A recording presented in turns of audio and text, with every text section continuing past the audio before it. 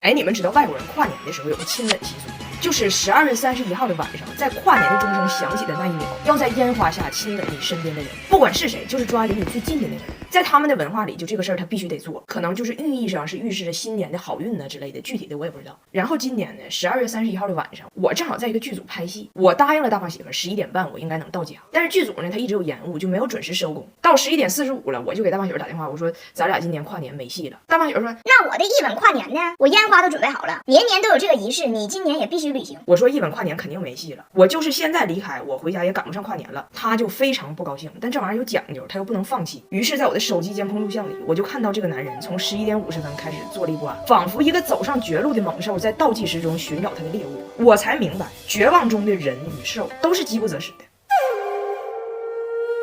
他可有心眼了，为了不打草惊蛇，他11点55开始坐下跟我爸瞎聊天。为了让敌人卸掉防备，他搬起自己脚丫子给我爸看，问我爸：“爸爸，为什么我的灰指甲开始歪着长了？”我爸还低头仔细给他看呢，说：“你这灰指甲就是今年下半年开始有点往北长了。”你这好了。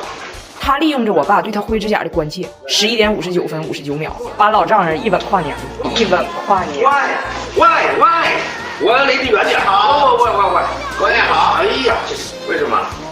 亲完之后发现忘记了烟火，于是他点起了烟火，在绚烂的烟火中把老头又亲了。喂，过年好。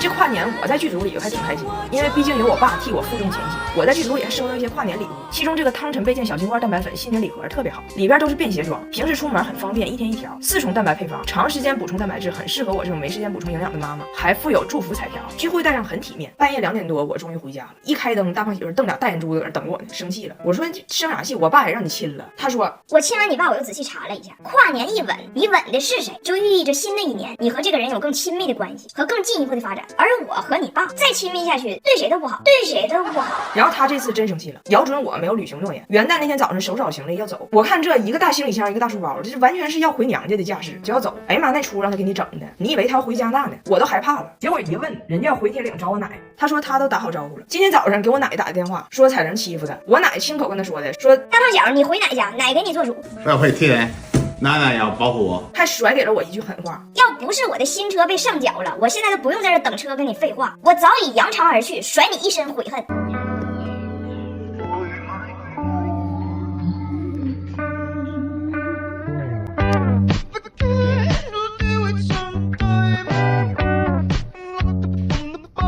你给大伙看看他家的这个备注啊，腰子不要去掉油边儿，盖饭多加盖，不用很多饭。盖饭太多的饭，不够的盖，不要多多盖，不要太多饭，多多盖，多多盖。你汉语不是不好吗？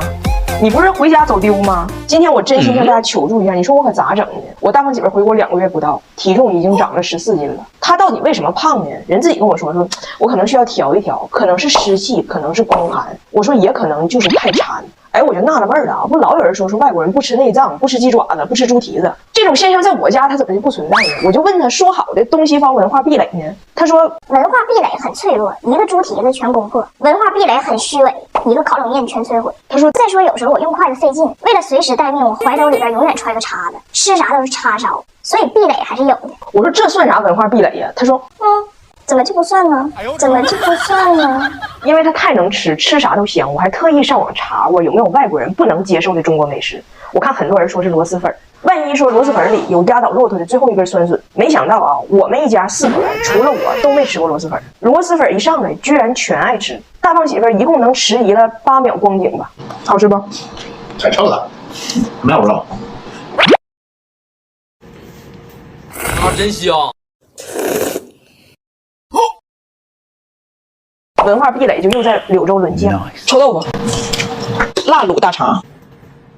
所以我说实话，就他胖的一点都不委屈。就以他每天的热量摄入，他现在214斤，他都属于易瘦体质。我要像他那么吃，我都不是腰带不够长，我应该是挽联不够宽。然后我今天就好奇，我问他，我说8年前你第一次来中国的时候，你也不认识我，你一句汉语不会说，一个汉字不认识，那时候还没有外卖，你说你当时点菜得多费劲，你那时候瘦没瘦？他说没有，那不能够。那些年我是国际留学生群体中街头苍蝇小馆点菜小旋风。当时咋回事呢？就我们一到那些小餐馆，好人一般就给你一张这个作风的纸，要不呢就把这个菜单写到墙上。我身边这一群外国同学都啥也看不懂，我也看不懂，但是我心眼多。你先看炒菜区，就选带月字的肥肠肝、腿、肚、脑、内、肘、腰。还有脆，你虽然是蒙着点，但是选带月字的肯定不会上来个绿叶菜。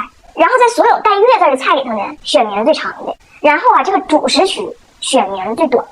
这个番茄金汁疙瘩汤和疙瘩汤差8块钱，没有什么区别。哎，就选这个名最短的，除非主食区也有带月字，比如肥肠面。然后呢，你一边点，你一定要一边撒吧周围的桌有没有不同的桌点同一道菜。如果有，跟服务员直接指，不要像我同学一样傻了吧唧跟人发问啊你好，请问他点的是什么？那样显得很无知，就直接霸道总裁就指我要同款。就这种天机，你们是不是都没有识破？我说没有，我们不识破，我们识字儿，我们识字儿。我说儿啊，你还以为你自己多厉害呢？就你那点算法，我们20年前就以诗歌民谣的形式流传民间了。那个叫3长1短选最短，3短1长选最长，参差不齐就选 B， 以抄为主，以蒙为辅，抄辅结合定能及格吗？我看到螺蛳粉都爱吃的时候，我就已经放弃了，我找不到能制服这厮的中国美食了。就在我放弃的那一秒，我在冰箱里发现我爸早上买了一碗豆汁儿。今儿给你准备的这个豆浆特别精美的一个豆浆，就1000年能有一头驴能磨出这个豆了，我自己都舍不得喝。哎呀，你别辣着，喝点来。哎呦我的妈！不行，168，168，no，吃杠。要我尝尝，味道好像不太对，洗了算了。哎，你们想不想跟我一起夸奖一下这个男人？刚才我给他看林有有舔许幻山冰激凌的片段，我问我老公，如果这个男的是你，你觉得他可爱不？他看完给自己气得直秃噜，问我都给他买冰激凌了，他为啥还要吃我的？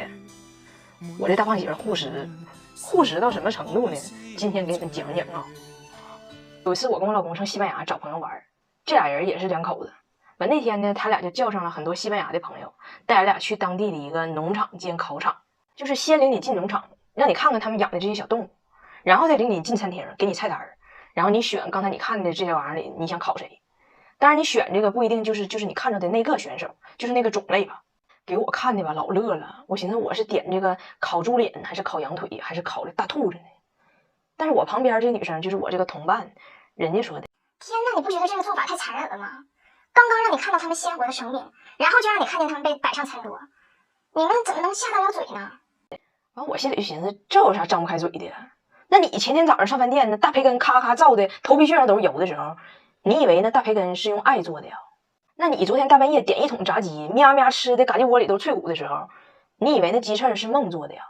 这有什么区别呢？但是你说彩铃有的时候，哎妈呀，还讨喜型人格呢，你还别不信。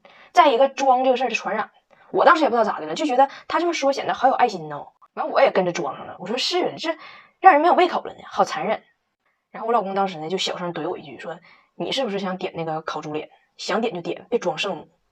但是我当时就上来那劲儿了呢，就一定不能让人看到我蛮荒的一面。完我这个同伴呢，就为了抗议她老公选这个地方，就点了个素食沙拉。完我也整跟人一样的。结果过了一个点儿，大伙儿都老饿了，上菜了。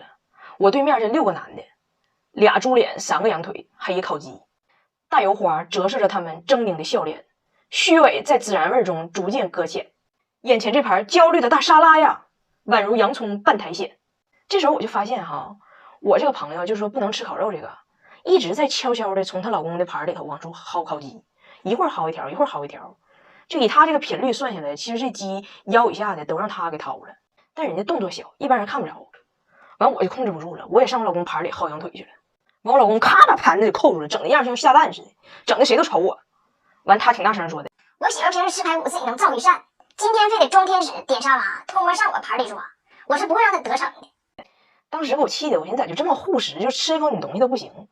后来人家自己的解释是，我不光是在拒绝你薅我盘中的羊腿，我更是在惩治你假意的虚伪。他就是他，你就是你，天使的面具戴不起。所以你要是觉得你的男朋友或者老公哈，有时候有点情商凋零，有时候有点不解风情，其实也不是啥大事，他不解你的，他也不解别人的，反倒对林有有这样的也就免疫了。这不马上7夕了吗？下个月还是咱俩结婚纪念日。以前我是从来不给他买礼物的，但是因为他对林有有的厌恶值得嘉奖，我准备今年送他 You Smile 牙刷，你们看带劲不？我老公老歇了，长得可真是太大气了。这牙刷充电3小时能挺半年，它是 USB 口的，你整个充电宝就行，3档强度，4种模式。你看看这刷头可太小了，是给咱亚洲人设计的。好在我大胖媳妇的嘴也不算太大，居然还有一个清洁牙胎的专用刷子，把你的嘴里连墙带瓦在地毯都刷刷干净了。你说你早上站着刷牙，你困得滴了当啷的，你就把它往嘴里一支，它自己1分钟震38000下，干活干的直急眼，多省事多干净啊，不比你手动刷的美呀。咱们不得不承认，人家林有有不管咋的，人家牙白呀。在座的女孩子们，咱们也别输在一张嘴晃他一个大跟头的机会上了。预防林有有，让我们从刷牙做起。